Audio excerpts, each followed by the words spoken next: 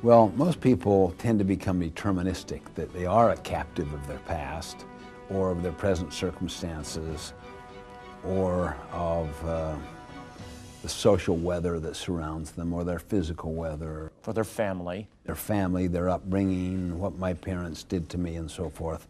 The question I often ask is, are you a product of nature or nurture? And almost everyone says it's nurture or a combination. And I try to make a point that it's neither.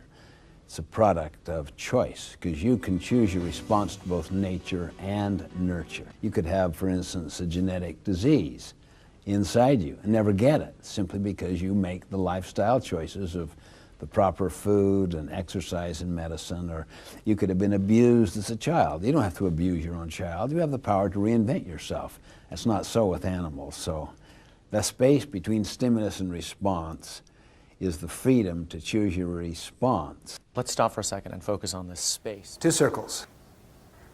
The larger outer circle you call the circle of concern. Things you're concerned about, things you're worried about. But then there is an inner circle that's very small that are concerns you have influence over. Where do proactive people focus their energies? Which circle? The inner circle. Where do reactive people focus their energies? The outer circle. Why? Because they're victimized. Look at this person I have to live with. Look at how my boss has dead-ended my career. She says she has an open mind, but she has a closed mind. Look at these kids. They're driving me crazy. Why do you choose to go crazy? Well, I mean, what else could you do?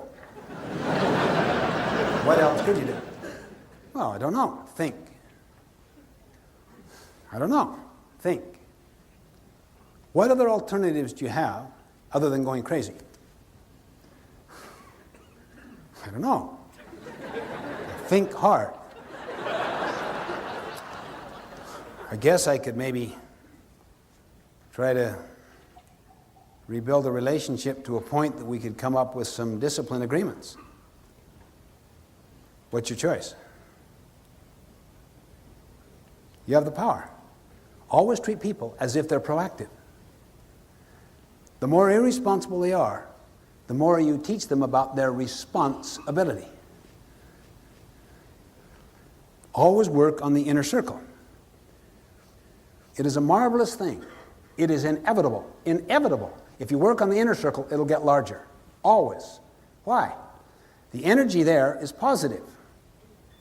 You're doing something at the outside edge of that inner circle that wins more confidence with other people. The way you treat them, the way you make and keep promises, the way you apologize when you make mistakes, the way you gather feedback, the way you give feedback, the way you're trying to play God in someone's life, the way you seek to understand what's important to the other, so that your presentations are made in terms of their frame of reference, their language, their value system. You're constantly making deposits into the emotional bank account. But if you focus on the outer circle, you're taking withdrawals. You're judging. You're criticizing. You don't seek to understand. You're not consistent. All in the name of their inconsistency. You overreact in the name of their overreaction. You badmouth them behind their back, unaware that the people you're talking to as you do the badmouthing know you're going to do the same thing about them when there's a strain on that relationship. If you want to retain those who are present, my friends, always be loyal to those who are absent. They know you're principle-centered. They know you're just not sucking up to the social value system. That you're a person of integrity, that have standards. You will not participate in negative energy exchanges or do anything that in any way would create a feeling of disrespect toward another person, because they know that would attach to them sometime under another situation. That's why you would never confide with one child about another, or make comparisons or quick quips and judgments and labels. because you create a culture that they know you're doing the same thing about them when the situation changes. No, there's a steadiness about you that is based on principles that never change, not based upon moods that are volatile and mercurial, that are always going up and down. So by working on the inner circle, it gets larger and larger and larger. And eventually you begin to deal with some of those concerns that you have that today you couldn't even begin